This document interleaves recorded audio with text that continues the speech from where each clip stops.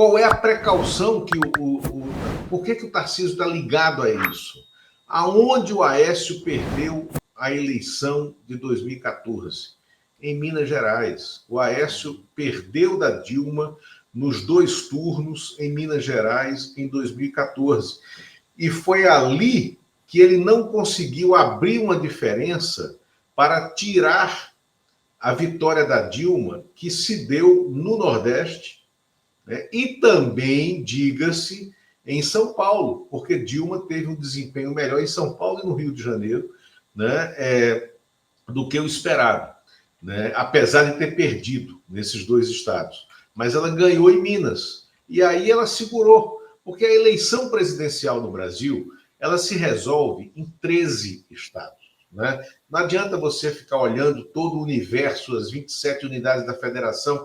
A eleição se resolve em 13 estados. E se você fizer um bloco, o Nordeste como bloco, né, e o Sul como bloco, o Nordeste mais à esquerda e o Sul mais à direita, a eleição se resolve aonde eu vou fazer as aproximações por redução de rejeição em Rio, São Paulo e Minas. Rio, São Paulo e Minas. Né? Você tratando Nordeste e Sul como bloco. Né? Porque a opinião pública lá tem mais ou menos uma cara monolítica, né? Isso historicamente. Né? E outra coisa, esse cálculo também serviu lá atrás para o Collor, em 89, vencer o primeiro turno. Primeiro, porque o segundo turno foi uma lavagem. Né? O segundo turno, o Collor realmente venceu por uma margem apertada, mas ele venceu em praticamente todo o país. Né? Bom, mas é isso, da conjuntura atual. Uhum. Um Bolsonaro no governo do estado. Eu confesso que a sua visão aí da conjuntura me parece muito realista e assustadora, né? A gente tá vendo aí talvez os caras mortos-vivos de um jeito maluco. E deixa eu te perguntar um pouco dos bastidores da entrevista do Pedro para Veja. Você falou que ele tentou usar a redação, e isso é um clássico, né, Lula? A gente ter uma fonte que é muito próxima do poder ou tem uma informação muito importante. Teve o caso, por exemplo, da Vaza Jato, que o hacker tentou negociar com o Intercept porque queria especular na bolsa. Eu já tive fontes também que queriam me usar para tentar atacar um determinado inimigo. Como é que foi um pouco dessa reportagem? Foi um momento de virada da sua carreira? Não, era o momento de início da minha carreira. Na verdade, eu estava... Você era foca? Eu tinha 23 anos, né? E eu tinha me formado em 1990, né?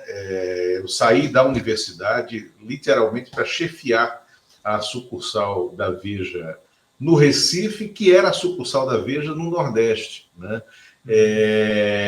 Isso ali você tinha um escritório da revista com vários repórteres, fotógrafos, tal, subsucursais em Fortaleza e em Natal, né? Por uma questão estratégica. A gente tinha uma revista regional que circulava semanalmente em Recife, Maceió, João Pessoa e Natal, que era a Veja 28 Graus, e outra que circulava, fechada no Recife, que circulava em Fortaleza, Teresina e São Luís. Né? E esse era o meu universo de cobertura, ainda muito jovem. Quando o OINEG, porque lá pela sucursal do Recife tinham passado, antes do OINEG, o Laurentino Gomes, né? Mas tinha sido muito antes do Collor, né? Inclusive antes do Collor virar governador de Alagoas. Quando o Collor foi governador de Alagoas, o OINEG era o chefe, o Eduardo OINEG, que está na Bandeirantes hoje, sim, era o chefe da sucursal de Recife. E com a campanha, com a vitória do Collor, ele migrou aqui para Brasília. E aí eu fui chefiar a sucursal, teve um episódio, a pessoa que estava chefiando morreu num acidente de carro, tal, e eu fui convidado, eu já tinha sido convidado por ele para sucedê-lo. E o OINEG, quando o Bruno Bittencourt, que foi esse ex-chefe da sucursal de Veja em Recife, morreu, o OINEG me ligou e disse, o cara mais importante da tua área de cobertura, porque é irmão do presidente, é o Pedro. E o Pedro gosta de falar, o Pedro tem boas notícias, mas o Pedro é, na verdade, um grande lobista. Mas faça do Pedro a sua melhor fonte. E eu fiz, né? Eu passei a ir a Maceió, eu passei a conversar com o Pedro pessoalmente uma vez por semana, pelo menos eu ia a Maceió para fazer nada, muitas vezes, para conversar com ele. Ele me dava notícia, ele dava boas informações para calibrar reportagens da revista. A Veja era outra Veja, tá? Não era esse negócio que ela virou. Inclusive, não é mais nem da Editora Abril, do Stivita. A Veja era uma revista viva, né? De reportagem viva.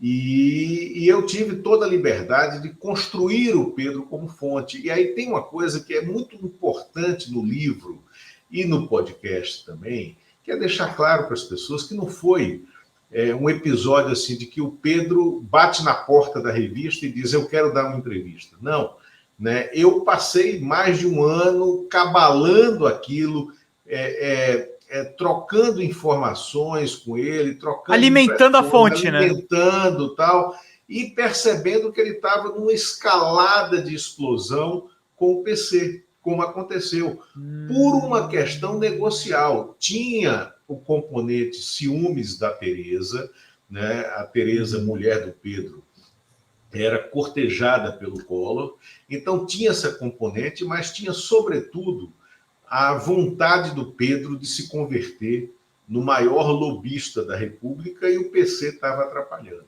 Fala, pessoal da Folha Democrata, que é Pedro Zambarda, editor do canal, falar um pouquinho a respeito da necessidade de vocês financiarem a Folha Democrata. Gente, a Folha Democrata é financiada através de um Pix chamado Folha Democrata, é o endereço do Pix, né? folhademocrata@gmail.com. Nós precisamos do nosso jornalismo financiado por vocês que são do nosso público, porque nós passamos vários perrengues aqui com o YouTube, vocês sabem muito bem. E mesmo assim, graças a essa comunidade muito unida, a gente conseguiu fazer lives históricas, acompanhar praticamente ao vivo a campanha do Guilherme Boulos, trazer informações exclusivas a respeito de Gustavo Gayer, de Olavo de Carvalho, de todos os bolsonaristas, combater as fake news e tudo o que a gente acompanha. Por R$80 no nosso Pix você ganha um curso de roteiro para série, o que é muito importante se você é artista, roteirista, se você lida com essas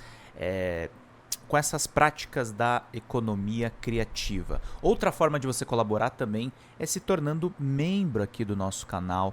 Isso é muito importante para você fazer as suas atividades por aqui, porque você tem acesso a vídeos exclusivos e nós temos um curso de jornalismo básico para você poder acompanhar a partir de R$5, que é ministrado por mim. A gente tem aí quase uma dezena de aulas e muito conteúdo para você poder acompanhar. Meus caros, minhas caras, financiem o jornalismo independente, financiem o jornalismo que se posiciona à esquerda, financiem o jornalismo na internet, que traz informações confiáveis, checadas, que cruza informações e que trata você, que é o nosso público, de uma maneira muito séria.